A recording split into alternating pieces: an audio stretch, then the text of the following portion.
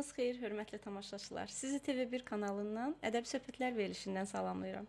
Bugünkü qonağımız filologiya elmləri doktoru, professor, şair, publisist və Azərbaycan Respublikasının əməkdar mədəniyyət işçisi Rafiq Yusifoğludur. Rafiq müəllim, xoş gəlmisiniz qonağımız. Təşəkkür edirəm. Əvvəla yerinizi, yurdunuzu təbrik edirəm və məni dəvət elədiniz. O səmimiyyətin, səsin işığına sizin verilişə gəldik. Çox təşəkkür edirəm Rafiq müəllim. Biz sizi ilk öncə 75 illik yubileyiniz münasibəti ilə təbrik edirik Rafiq müəllim. Təşəkkür edirəm.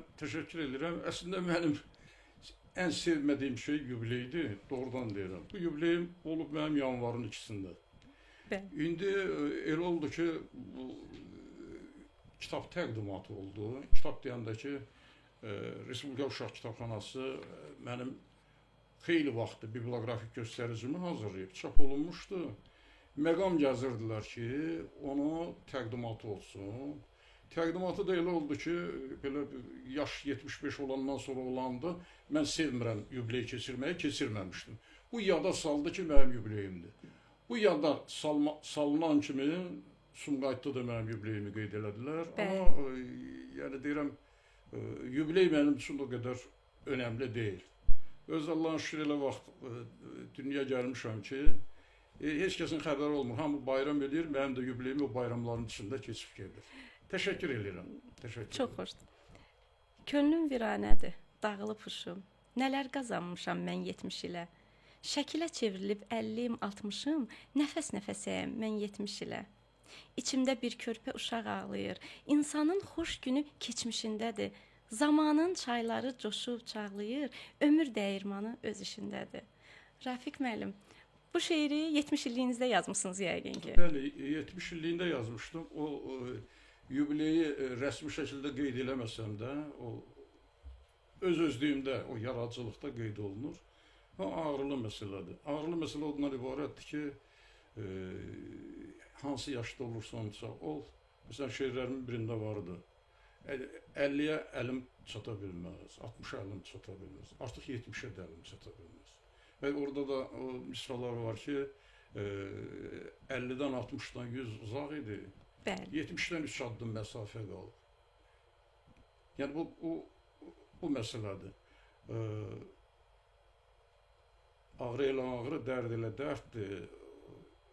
Zamanın qanunu sərtdir. Həsrət sellərinin körpüsü yoxdur. Söhbət bundan gedir ki, həsrət sellərinin körpüsü yoxdur. Geri qayıtmaq biraz çətin məsələdir.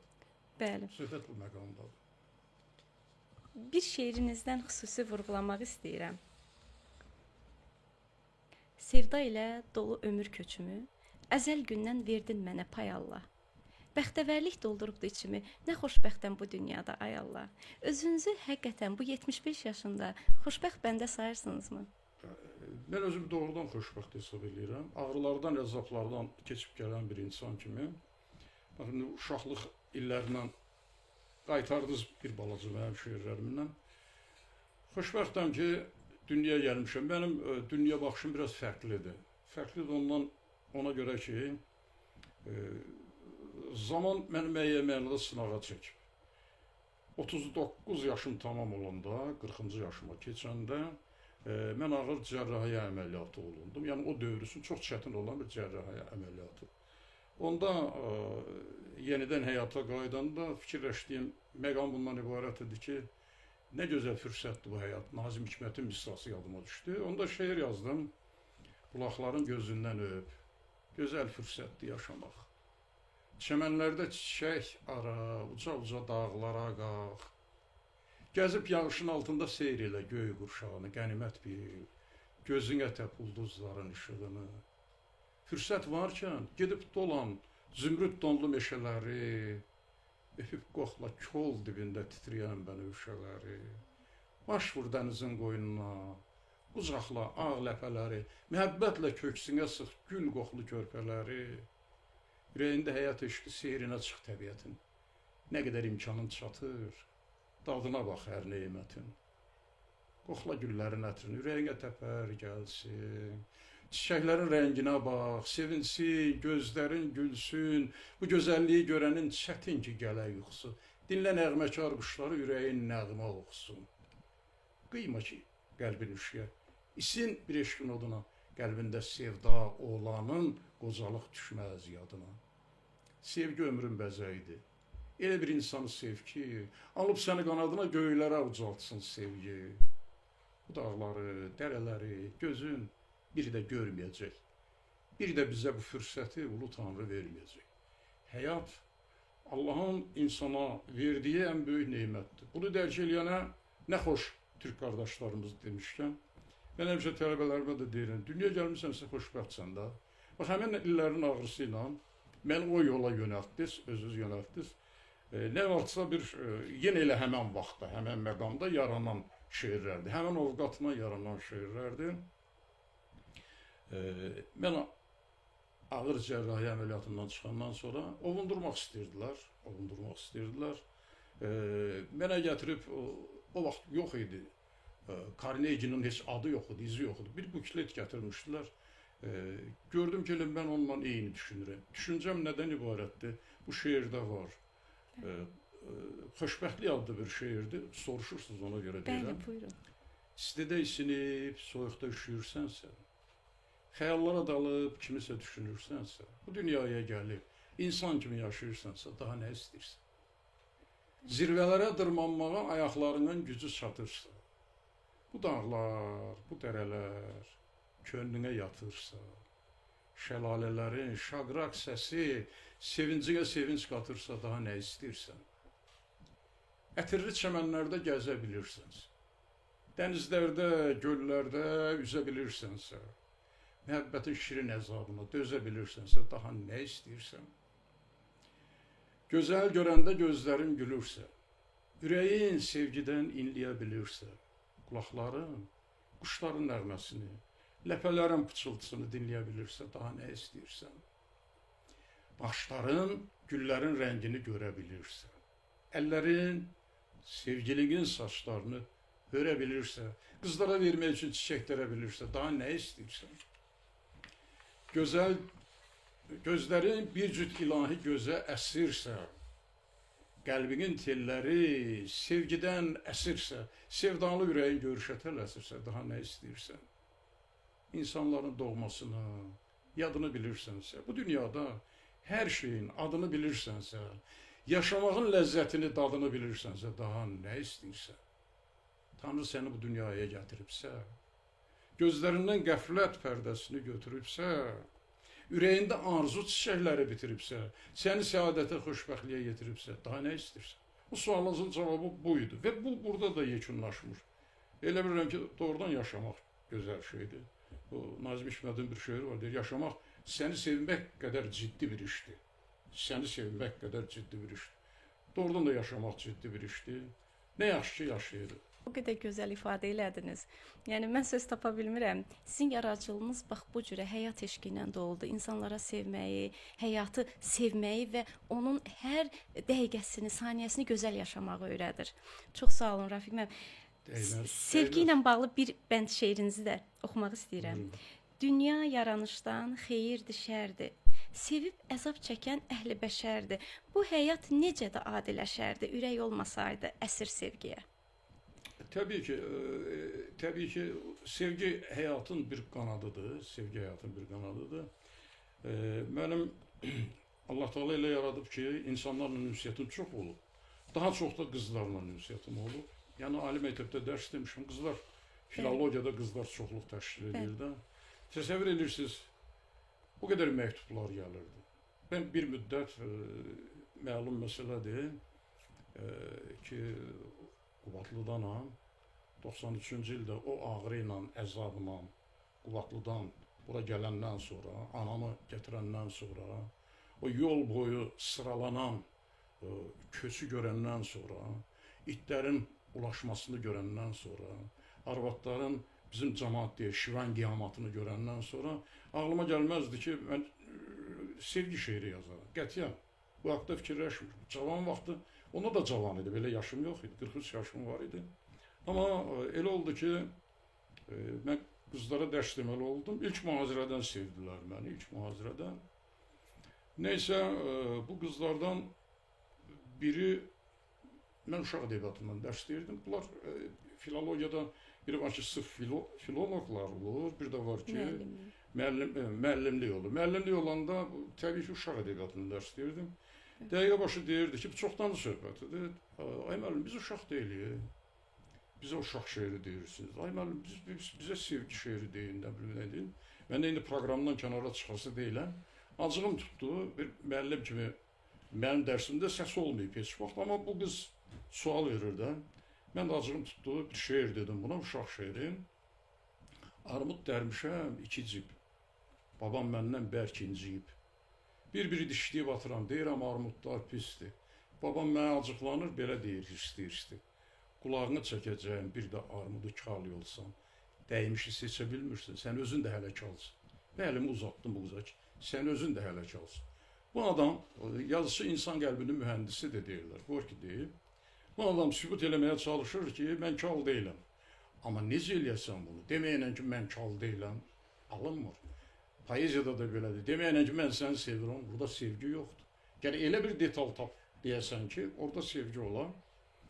Nəsə, o vaxt mühazirə arası Grossmanın Dostoyevski haqqında bir kitabı çap olunmuşdu. O kitabı götürmüşdüm, sumpuma da yerləşmirdim.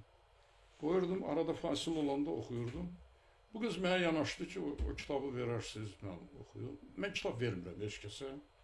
Çünki verəndə qaytarmırlar. Görmüşəm bunu, dönə-dönə görmüşəm.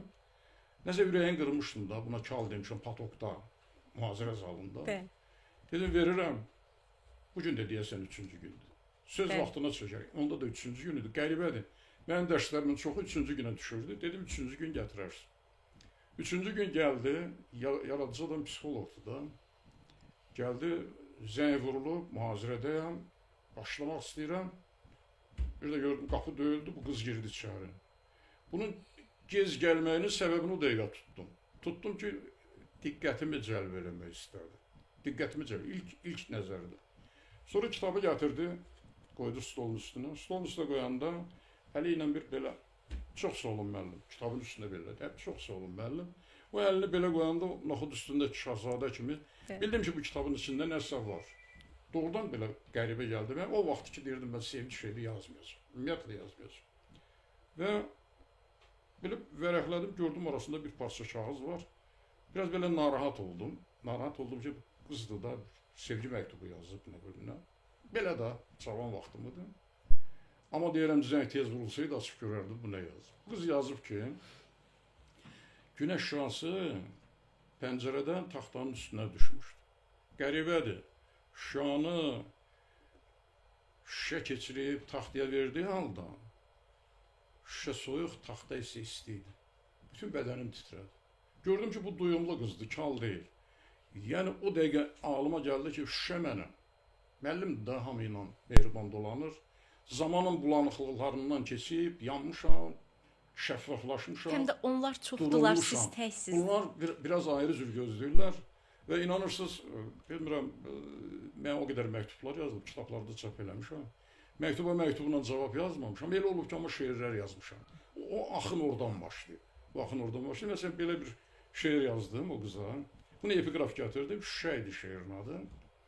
Deyir, ürəyim buz deyil, düşmə təşvişə. Sevda yollarında çox küffət çək. Sənin qınadığın bu soyuq şüşə olanacan müsibət çək. Mane olmasa da nura, günəşə, soyuğun önündə hasar tək qalxıb, sən hardan biləsən bu soyuq şüşə nə qədər odların içindən çıxıb. Doğma budağından ayrılan xəzəl, qoşulub yerlərə hara tələsər. Şüşə ürəyimlə oynama gözəl. Sınmağı cəhənnəm əlin kəsər. Və bu proses davam elədi. Proses davam elədi. Sözü başqa sualınız olsa da, amma bunun məqamı gəlib onu deməliyəm. Buyurun. Davadan artıq dadanıb deyirlər də, yazı yazır. Yazı yazır. Bu yazıların birində gördüm yazıb ki, mən deyirəm ki, o vaxtda dayanmışdım da, sevgi şeiri yazmışdım. Yazmırdım. Gördüm yazıb ki, həyat məni sınağa çəkir, ürəyim yenə də arzular qəbristanlığına dönəcək, nə bilim, neynəyəcək. şairdə də söz oynatdım, nəsə belə bir şey yarandı. Mən bənzərsiz qafiyələr yaratmağı çox xoşlayan adamam. Belə birdən gəldi, yazırsan ki, qəlbin olub arzuların qəbristanı. Ürəyinə axan yaşla neçə-neçə qəbr istanıb. Bir gün məni öldürəcək bu ot ki var bəbəyində, bir şəhidlər xiyabanı salacaqsan ürəyində. Keçdi gərayla, doğma bir gül boylanırmış, ayma ilimə doğru. Ömür boyu yol gəlirmiş, titrəyən əlimə doğru. Sənsiz günlərin bir hədər, mənə doğma olub kədər, adını çəkənə qədər, gəlməyib dilimə doğru. Qələm nə gəldi yazır, ha, demə yolundan azır, ha, qəlbində qəbir hazırla, gəlirəm, ölmə doğru. Yenə tamamlanmadı. Başqa bir gərayla açıldı. Sənin saldığın gülşənə ilk güzar mənim olacaq. Göz yaşı ilə suvardığın bu gülzar mənim olacaq. Həsrətimin gözləri dörd, əllərinlə gözümü ört. Dərmanı olmayan bu dərd bazar mənim olacaq. Gülüm, mənə arzula, payızın çətin yazı ola. Sənin qəlbində qazılan son məzar mənim olacaq. Və beləliklə sizin soruşduğunuz o sevgiyə gedən, sevgiyə köhlənən şeirlərin silsiləsi başlandı. Başlandı, nə başlandı? Biri yazdı, o birisi yazdı, o birisi yazdı, o birisi yazdı və doğrudan çox gözəl şeirlər yarandı o vaxt. Mənim Qəm Kərvanı kitabım çap olundu, bütün sevgi şeirlərindən ibarət. Sonra Ayrılığın Qəm Hasarı kitabım çap olundu, bütün sevgi şeirlərindən ibarət. Ondan sonra özümü dayandırdım. Özümü təkrarlamaq istəmədim. Başqa işlə məşğul oldu bir müddət. Onda yazmışdılar ki, yazanlardan biri, o qızlardan biri yazmışdı ki, sonra nəsillər dəyişir. Yazmışdı ki, Raif müəllim, sizin sevgi şeirlərinizin ünvanı tez-tez dəyişir. Amma mənə elə gəlir ki, siz ömrünüz boyu eyni sevginin nəğməsini yazırsınız. Və canlı insanı görməmişdən əvvəl o sevgi sizin ürəyinizdə oturmuş. Çox duyğulandım, çox duyğulandım. Və onda dərk elədim ki, insana olan sevgi, sən demə, Allaha olan sevginin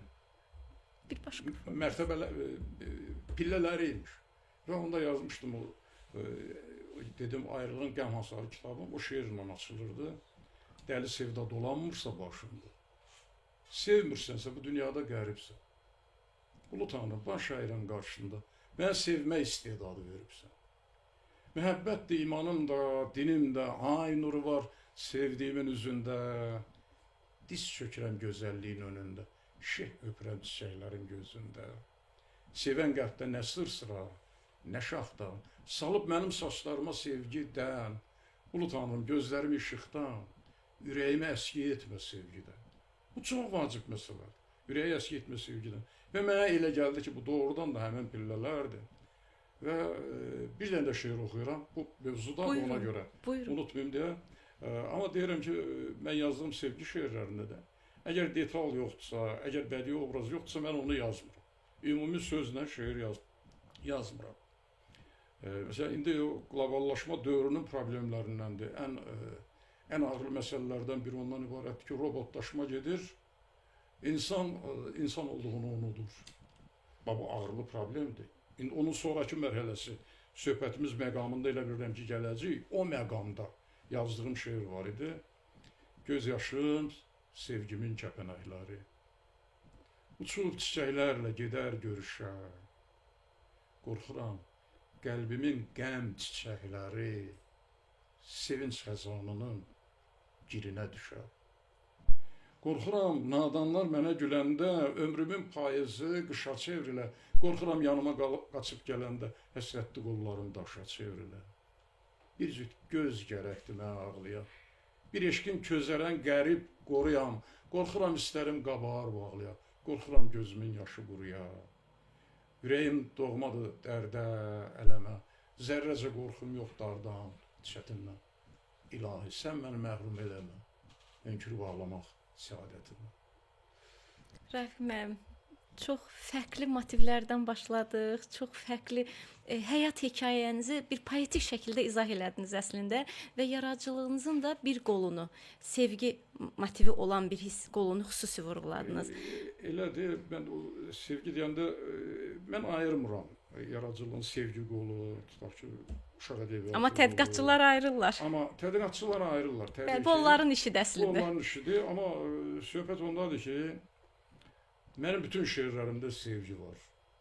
Vətən sevgisi var, yurt sevgisi var, insan sevgisi var, təbiət sevgisi var, yarpaq sevgisi var. Bütün bu sevgilər birləşir, hamısı birləşir, yaradıcılığı əmələ gətirir. Bəli. Yaradıcılığı əmələ gətirir. Yaradıcılıq mənim keçdiyim yoldur. Amma üzü gələcəyə gedən yol Ulu Tanrıya qarşı, Ulu Tanrıya sarı gedən yol pillələridir. Nə gözəl.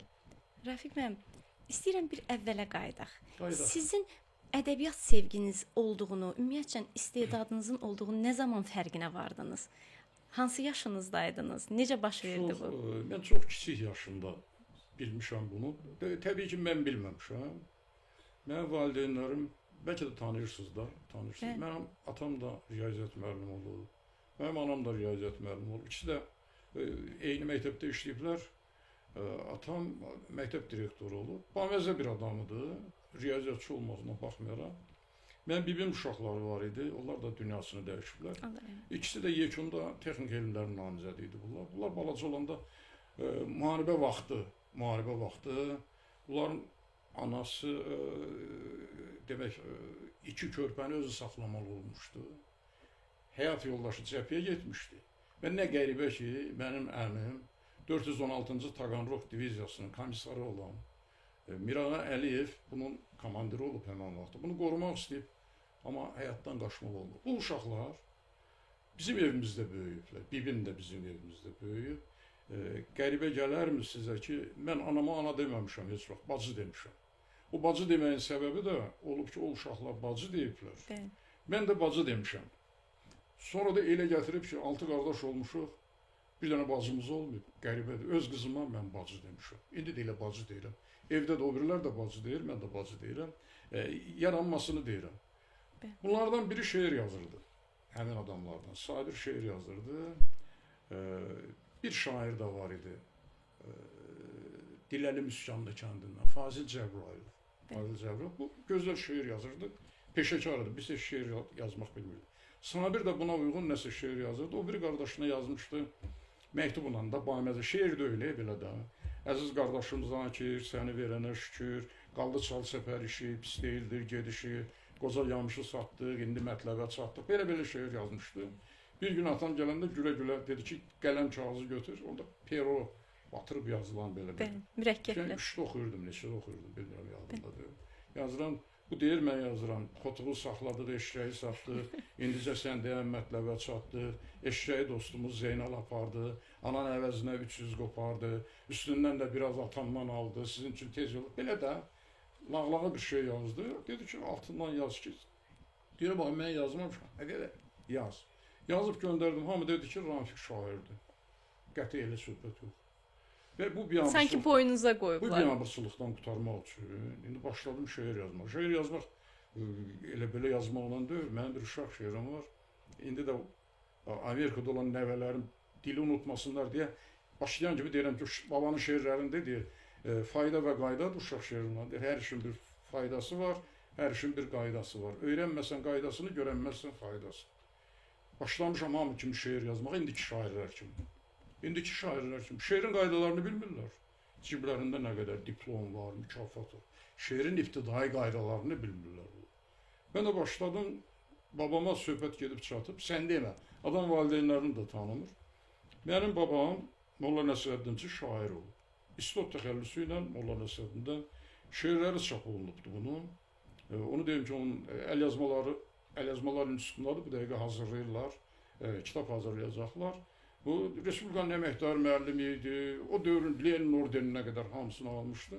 O eşidəndə ki, mən şeir yazıram, deyir ki, şeirin qaydaları var, elə belə deyil ki. Ondan öyrəndim çox şey, vəzni öyrəndim, qafiyanı öyrəndim, nə bilim, nə öyrəndim uşaqlıqda və yazmağın qaydalarını öyrənib başladım yazmağa. Artıq görünür, hiss eləyibmişlər məndə nəsə var. o tərəfə yönəldiblər. Və yazırdıq, rəhmətli Eldar Baxışına gündə şeir göndərirdik redaksiyalara. Redaksiyalar yazırdılar ki, bədii cəhətdən zəif olduğu üçün çap eləyə bilmədik. Belə Eldar da biraz... Artıq neçə yaşındaydınız onda? Mənim 10 yaşım olardı. Lap balacaydım mən. O sonraki mərhələni dedim Eldar. Mən 9-da oxuyanda 15-16 yaşında, 15 yaşında mənim ilk şeirim çap oldu. İlk çap olunan şeirimi istəyirsiniz deyim. Buyurun. Deyir, qarğanın qulağına çatdı belə bir xəbər. Rəis təyin ediblər Saxsağanı bu səhər. Saxsağanın yanına tez uçub gəldi qarğa, nəvazişlə əyildi, gah sola, gah da sağa. Dedi, məhəbbətimdir məni bura gətirən Saxsağan. Ey sevgilim, bil səni sevirəm mən. Çox çəkmədi, Saxsağan çıxdı vəzifəsindən. Qarğa dedi, heç zaman səni sevməmişəm. İlk uşaqlıq şeirimidir bu. İlk uşaqlıq şeirimidir. Belə yarandı. Sonra Filologiya fakültəsinə qəbul olundum. Əslində sualım elə bununla bağlı idi ki, yəni artıq məktəbi bitirəndə siz bilirdiniz ki, filoloji istiqamətdə gedəcəksiniz. Bitirməyəndə bilirdim. Hələ bitirməyəm. Mən artıq 8-ci sinifdə oxuyanda mən artıq yolum müəyyənləşmişdi ki, mən filologiya gedəcəm. Ailədə də məndən başqa filoloq yoxdur. Yəni hamı riyaziyyatçıdır, mən birdən-birə yönəlmişəm. Düzdür, babam şeirlər yazırdı, belə oldu. Sonra gəldim ali məktəbə qəbul oldum. Ali məktəbə qəbul olunan kimi şeirlərin başladı çap olunmağa. Talih elə gətirdi ki, İsmail Şıxlı ilə tanış oldum. Mənim müəllimim oldu. 17 yaşlı cavana İsmail Şıxlının yaşıl rənglə yazdığı məktub mənim ədəbiyyata, böyük ədəbiyyata gedən yolumun üstündə yaşıl işıqdır. Mən bunu yazmışam. O əl yazması indi də durur məndə. Nə gözəl. Sonra Əhəd Hüseynovla tanış oldum, Xəlil Rza ilə tanış oldum, Məmməd Arazla tanış oldum, Tofiq Bayramla tanış oldum. Yaxın idi. Pedaqoji Universitetdə oxuyurdum. Ulduz jurnalının redaksiyası 67-ci ildə açılmışdı.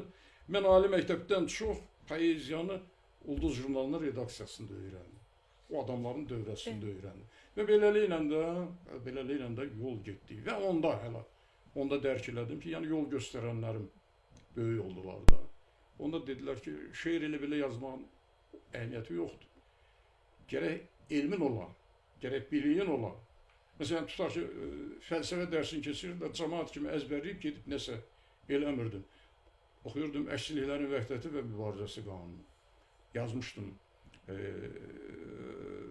Tutaq ki, qəlbində məhəbbət, ürəyində kin, tamam fərqlənirik bir-birimizdən. Bəzən düşünürəm, yəqin maqnetin şimal qütbü sənsən, cənub qütbü mən. Deyirsən, tutmarıq bir-birimizdə. Bunu düşünmüşəm dərindən dərin. Deyirəm əzizim, bir məni dinlə. Olmurmu vəhdəti, əksililikləri? Vəhdət şeiri. Əksililiklərin vəhdəti və mübarizəsi qanununa uyğun yazılmışdı. Tutaq ki, inkar qanunu yazmışdım. Eşqimi inkar etmək mənə zülümdür, zülüm. İnkarlıq duymamışam, yox deyərkən səsində. Məhəbbət fəlsəfəsini deyə bilmərəm, gülüm. Yox, inkar demək deyil həyat fəlsəfəsində. Yəni, bu adamların mühitinə düşmüşdüm deyə. Əvvəldən şeirin ibtidai qaydalarını öyrənmişdim. Sonra da peşəkarların əhatəsinə düşmüşdüm deyə mənim yolum biraz rahat oldu. Və bir xatırladıram bir sözdə, ruh şad olsun. Televiziya məkanında məşhur olan adamdır, Nizami Xudiyev. Biz tələbə yoldaşıydıq. Onun bir kitabı var, kitabda yazıb ki, biz gecə yuxumuza haram qatıb oxuyurduq. Şair yatırdı, mənə şair deyirlərimizi. Tezdən dururdu, o ədəbiyyatşünaslığı bizdən yaxşı bilirdi. Bu bilməyin kökündə o ibtidaidən o qaydaları öyrənməyin dayanır. Bəli. Buyurun. Nə gözəl. Rafiq müəllim, siz həm şair kimi, həm də elmi fəaliyyətlə, filoloji elmin bir nümayəndəsi kimi fəaliyyət göstərmisiniz. Hətta deyərdim sizə, poemanın janr kimi poemanın xüsusiyyətlərini açmısınız, həm fəlsəfə doktorluğunuz, indi biz elə deyirik də, namizədli işiniz, həm doktorluğunuz işiniz poema janrı ilə bağlıdır.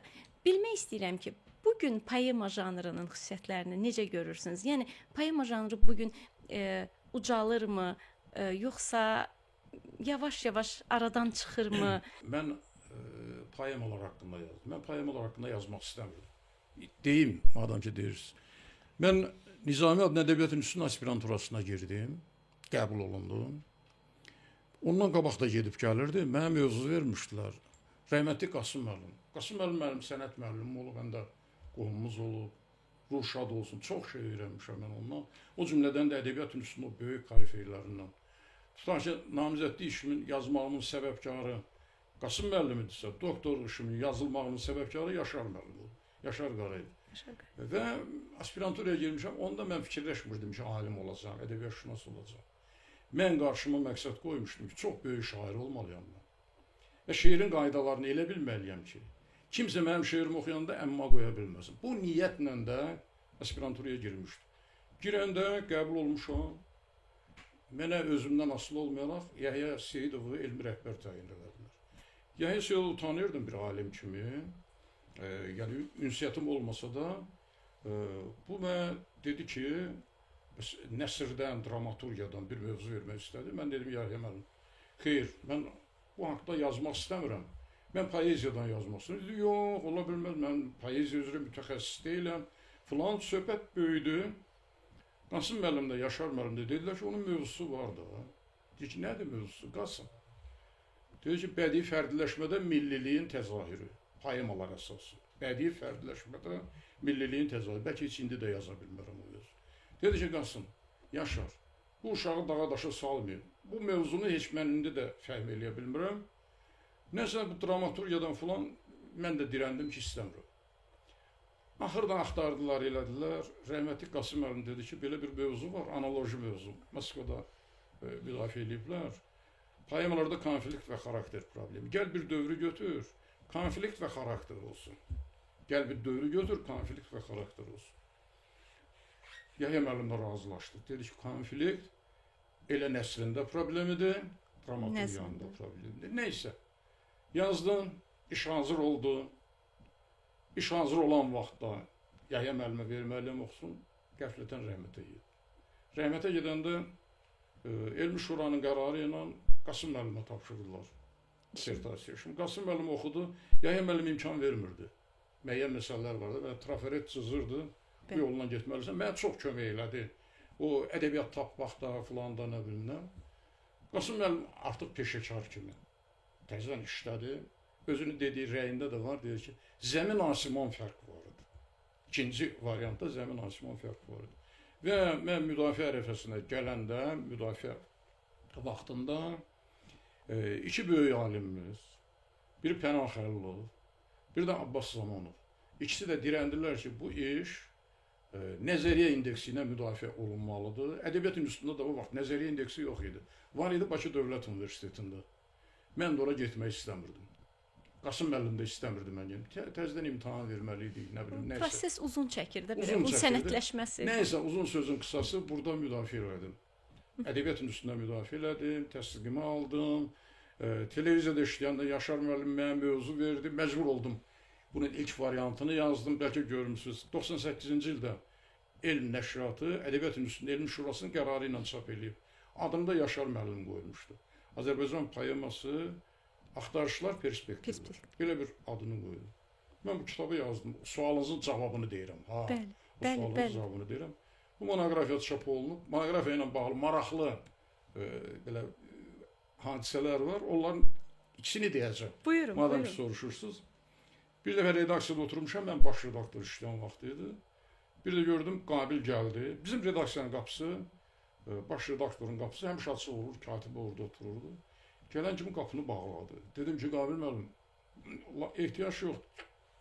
Yox, səndən işim var. Dedi, ana, sən mənim ovcumun içi kimi tanıyırsan. Mən o boyda Nəsimi poeması yazmışam. Sən nə yazmışam? Məndən niyə yazmamısan? Nöş yazmamısan onu? Dedim, Qabil müəllim, onu kim deyir ki? Necə yəni mən yazmamışam? Dedənə belə yazıçılar tıfanda kitabı göstərdilər, sən yazmamısan. Həmən kitabda təzə çap olunmuşdu. Bu 98-ci ilin söhbətidir. Belə açdım, Allahdan deyir, belə açan kimi gəldi Nəsimi poeması, təhlil olunan səhifə. Oxudum, durdu, kitabı büyütdü, vurdu qoltuğuna, heç soruşmadı, mənə verirsən yoxsa. Vurdu qoltuğuna, indi öpməsin, öpdü məni, dedi, sən yaxşı olansan. Məni deyir, yansılan tıfanda fit deyib göndərmişdilər ki, səndən dalaşım, amma nəsə, sonra mənim o 50 illik yubileyimdə bu haqda danışdı. Sizin sualınızın cavabını, sizin sualınızı 30 ilə yaxındır, biraz azdır. O sualı mənə Bəxtiyar Vahabzadə vermişdi. Necə vermişdi? Deyirəm sizə. Yenə nəşriyyatdan, yenə çıxdım dəhlizə çıxanda, biraz qaranlıq, Azərbaycan nəşriyyatı təsəvvürüm var, bilmirəm. Gəlmisiniz yox son vaxtlar. Onda biraz ayrı cür, dində ayrı. Gördüm Bəxtiyar müəllim burdadır. Bu mənim haqqımda yazıb, adımı bilir, imzamı tanıyır, özümü tanımır. Salamlaşdım, otağa dəvət elədim. Niyə durmusunuz burada, kimi gözləyirsiniz? Və çıxartdım bu kitabı, verdim buna. Çox təəccüblə baxdı, vərəqlədi, belə çoxlu söhbətimiz oldu. Onda mənə belə bir sual verdi. Dedi ki, oğlum, sənin fikrincə, sənə elə gəlmirmi ki, poema bir janr kimi artıq öz missiyasını bitirib? Və mənə onda qəribə gəldi ki, mənim tədqiq elədiyim dövrün, Sovet dövrünün ən yaxşı poemalarını yazan bir adam mənə bu sual verdi. Mən o fikri ilə razılaşmalı oldum. Mən ilk dəfə yazdığım yazılar, poemalar yazırdım, sonra poemalar yazmadım. Var mənim poemalarım.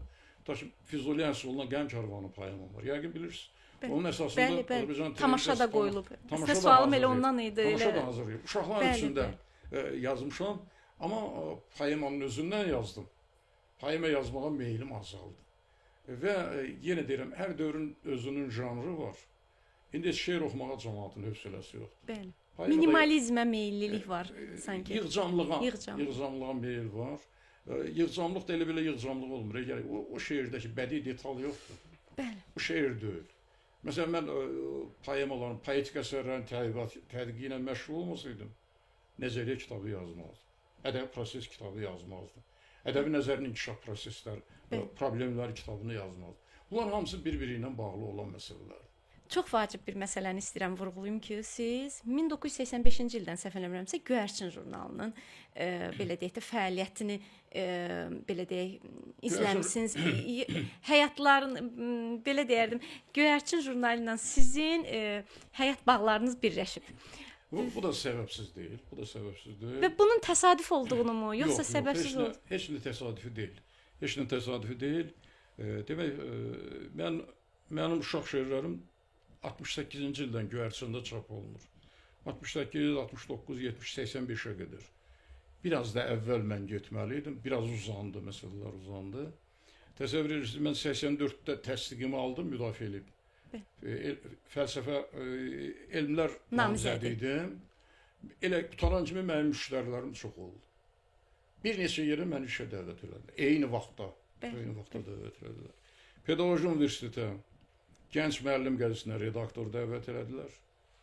Gənc Müəllim qəzeti var idi. Göyərçin jurnalına şöbə müdiri vəzifəsinə dəvət elədilər. Sumqayıt Dövlət Universitetinə kafedra müdiri kimi dəvət elədilər. Mən Göyərçini seçdim. İndi də peşman deyiləm. Və bunun da bura gələn yol da, ondan sonra da var. Məsələn, gördüm dediyinizdən aydın oldu. Göyərçinə gəlməyi mənim uşaq ədəbiyyatı ilə, yəni peşəkarcasına məşğul olmağıma zəmin yaratdı. 92-ci ilə qədər şöbə müdiri oldum. Yəni, onu deyim ki, elə gələn kimi Əmrah müəllim vardı, Əmrah Əmrah. Bu, mənə dedi ki, danışmışam mərkəzi komitə ilə, o vaxt belə deyildi, qəzet çap. Asan məsələ deyildi, çətindir. Səni baş redaktor qoyacaqlar, ora get. Dedim, nə, mən bacarmaram, mən məktəbdən gəlmişdim. Azərbaycan Pioneri qəzetinin redaktoru. Nəsə, getmədim, qaldım burada, tali işidir. Bir neçə dəfə cəhd elədilər məni, Savalan qəzeti olanda, baş redaktor müavini aparmaq, orada getmədim. Günəş jurnalına rəhmətli Nəriman Süleymanov aparmaq istəyirdi. Biraz meyilləndim, maaşım artıq olsun deyə. Allah rəhmət eləsin, Hikmət dedi ki, dünyada ağla qoymaram, o məsul katibidir. Mən pensiya çıxmışam, ərizə verib dəyişəcəyik. Sən ol məsul katib, mən oluram şöbə müdiri. Elə də oldu, qaldım orada. Sonra televiziyaya getdim, apardılar mən, öz xoşuma getmədim. Bir il işlədim, Göyərçinin baş redaktoru, rəhmətli Tofiq müəllim rəhmətə getdi. Məni qaytardılar jurnala, 97-ci ildə baş redaktor. O vaxtdan bu vaxta o işlə məşğulam və yenə deyirəm, böyük bir məktəb yaratmışıq, böyük bir yol keçib.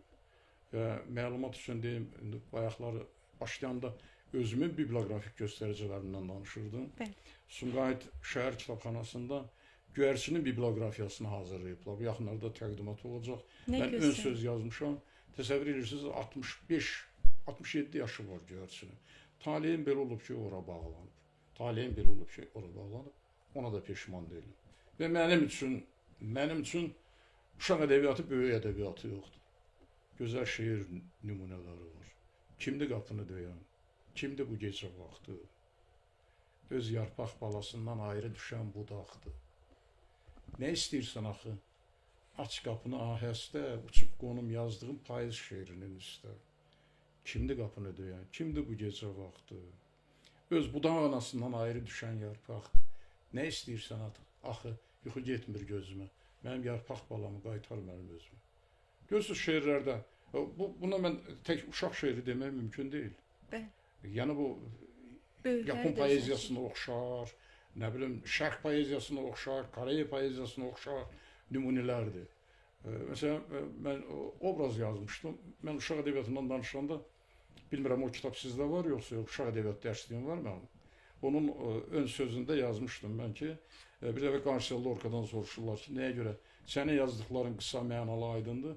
O deyir, mən uşaqlar üçün yazanda gözüm qabağında balaca bir qız uşağı canlanır. O özündən hündür gülü dərmək üçün boylanır, ancaq əli çatmır. Mən yazmışdım ki, uşaq ədəbiyyatı özündən hündür gülə əl uzadan, amma əli çatmayan insanların ədəbiyyatıdır. Və belə olub ki, o jurnala bağlanmışam. Və bir dəfə bir sözü də xatırlayım. Mənim 50 illik yubileyimdə Zahid Xəlil danışırdı. Deyir ki, mən böyüklər üçün yazırdım. İlyas Tapdıq məni bədbəxt elədi, uşaq ədəbiyyatına gətirdi. Rafiq Yusufov da gözəl lirik şeirlər yazırdı. Mən də onu bədbəxt elədim, yönəltdim uşaq ədəbiyyatına. Amma mən onlar kimi böyük ədəbiyyatından ayrılmadım. Nə ədəbiyyatdan ayrıldım, nə ədəbiyyatşünaslıqdan ayrıldım, nə müəllimlikdən ayrıldım, nə jurnalistikadan ayrıldım. Allah'a şükür ki, hamısını eyni paralel şəkildə aparmağı bacardım. Ruhu şad olsun, onu da xatırlayıram. Fikrət Sadığı, o yenə elə həmən vaxtda 2000-ci ildə Yazıçılar Birliyində mənə həsr olunan tədbirdə çıxış elində dedi ki, Rafiq Yusufoğlu yaradıcılığı 5 güşəli qaşlı ulduza bənzəyir. Bunun bir qaşı poeziyadır, bir qaşı uşaq ədəbiyyatıdır, bir qaşı naşirlikdir, bir qaşı ədəbiyyatşünaslıqdır, bir qaşı publisistikadır. Belə sözlər dedi. Və mən bütün ömür yolumda 75-dən başlamışdınız. Bu 75-dən üzü bəri nə yazmışamsa, vicdanla yazmışam və çalışmışam ki, heç bir işdə elə belə bir iş olmasın. Və bu tanınmış şairdir, tanıyırsınız. Qəşəm Nəzərzadə çox illər bundan qabaq məndən bir müsahibə almışdı, soruşmuşdu ədəbiyyat nədir. Mən onda yazmışdım ki, mən elə gəlir ki, ədəbiyyat mənim leylimdir, mən isə onun məzunum. İndi də bu fikirdəyəm. Əslində mən bugün bu verilişin adını bəs bununla bağlamaq istəyirdim ki, ədəbiyyat mənim leylimdir, mən isə onun məzunum. Elə elədir. Yəni mən başqa işlərlə məşğul olsam da, əslində başqa iş deyil. Bunlar hamısı ədəbiyyatın tədqiqi ilə bağlıdır, tədrisi ilə bağlıdır. Bir-biri ilə əlaqəli məsələ. Bir-biri ilə bağlıdır. Ali məktəbdə dərs deməsəydim, ədəbiyyatşünaslığın əsasları dərslikləri yazmazdım. Müasir ədəbi proses ədəbi tənqid kitabını yazmazdım. Ədəbi nəzəri fikrin inkişaf mərhələlərini yazmazdım. O boyda məqalələr yazmazdım. Uzun illərdən bəridir dissertasiya şurasının üzvüyəm. Uzun illərdən bəridir. Nə qədər mənim rəhbərliyim altında müdafiə ediblər. 100-dən çox fəlsəfə doktorunun rəsmi oponenti olmuşam. 30-a yaxın elmlər doktorunun rəsmi oponenti olmuşam. Bunların hamısı ilk nəzərdə ayrı-ayrı işlər. Amma bir-biri ilə. Hamısı gəlir o Leyliyə aşıq olmaqdan gəlir. Ki, gedirəm, belə Füzulidə belə var, deyir, onun üçün getmirəm ki, gecə yanına, deyir ki, qorxuram itlərin narahat ola. Mən onun üçün bu ədəbiyyatdan ayrılmıram ki, yəni mən ruhum ona bağlıdır. Tədrisində də, yaranmasında da, tədqiqində də, televiziyaya gələndə də, radioya gedəndə də, mətbuatda çıxış eləyəndə də o sevgidir, bu dediyiniz əvvəldə deyirdik, nüvəsində dayanan o sevgidir. Çox gözəl qeyd elədiniz. Əslində verilişdən öncə bir söhbət eləyəndə mən sizə böyük ədəbiyyat insanı dedim. Siz təvazökarlığınızdan qəbul etmək istəmədiniz. Amma həqiqətən o 5 güşəli, o böyük ədəbiyyat xidmətiniz var, belə deyərdik.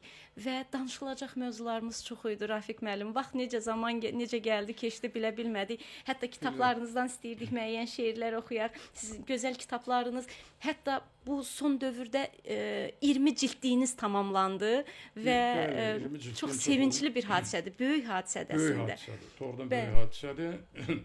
Və nə yaxşı ki, ömür davam eləyir. Doğmalar içində dönmüşəm yada. Ürəyim baxmayır sözümə yenə. Bu nazlı dünyada, gözəl dünyada yer tapa bilmirəm özümə yerə yenə. İşarır, çıtlayır sönən gözlərim. Bu dərdin əlindən hara qaçım mən? Havadan nəm çəkir qara gözlərim. Yenə qəm karvanı keçir içimdən. Bənövşə arzular boynu bükülü, nəfəsin ayrılıq külək olub. O ötən illərin, ayların külü arzu közlərimin bələyi olub. Gözümdə bir eşqin şimşəyi çaxar. Göylər qəm yağış səpər dünyaya. O köz kül altından sıyrılıb çıxar. O kül duman olub çökər dünyaya. Həsrətin əlində qalıbdır yaxam. Dərdə ağrıya dözürəm hələ. Yayından ayrılan qızıl bir oxam. Sevda göylərində süzürəm hələ. Çox şükür ömür davam edir. Nə gözəl, nə gözəl. Sizə can sağlığı arzulayırıq Rafiq Təşəkkür müəllim. edirəm. Verilişimiz bitmək üzrədir. Buyurun, son söz kimi nə demək istəsəniz, buyurun. Sizin hamınıza sevdalı ömür arzulayıram. Peşənizi sevməyi arzulayıram. İxtisasınızı sevməyi arzulayıram. Əslində elə son söz idi o. Son söz idi o. Sevda göylərində üzürəm hələ. Bir də bir vacib məsələ var. İndi qloballaşma dövrüdür. Yer elə bil ki, kiçik bir planetə dönübdür. Onun qədrini bilmək lazımdır. Mən nə vaxtsa bir şeir yazmışdım. Deyir ki, məzmunu bundan ibarətdir ki, gərək yer kürəsi vətənə dönə. Gərək yer kürəsi vətənə dönə. Köksündə ürəyi çevrilib daşa, insan olduğunu insan unudub. Qənim kəsilibdir qardaş qardaşa, bizə yaradanın qəzəbi tutub. Havaya buraxdıq hissi, pasağı, ayın da üzündə ləkə çoxalıb, günəşin önünü hasarlar tutub, ana yurdumuzda kölgə çoxalıb. Suya zəhər qatdıq, göylərə tüstü, yerdə insan üçün hava, su çatmır. Küləyin önündə bəndlər qurmuş, anamız torpağın havası çatmır. Bütün canlılara yer vətən olsa, görərdik dünyanın əvəzi yoxdur. Elə yüklənib ki, bu yer kürəsi. Daha fırlanmalı həvəsi yoxdur. Sevgidir qoruyan bəşəriyyəti. Ağıldır, vicdandır hər dərdə dəva. İnsan olduğunu dərk etsə, insan gülşənə çevirilər. Torpaq, su, hava. Didərgin salmışıq onu ürəkdən. Gərək ilahi ruh bədənə dönə. İnsanı kiçildir kiçik vətənlər. Gərək yer kürəsi vətənə dönə. Bu da olsun elə sonsuz. Çox sağ olun Rafiq müəllim. Çox təşəkkür edirik gəldiyiniz üçün, bizimlə gözəl şeirlərinizi paylaşdığınız üçün. Əziz tamaşaçılar, verilişimiz sona çatır.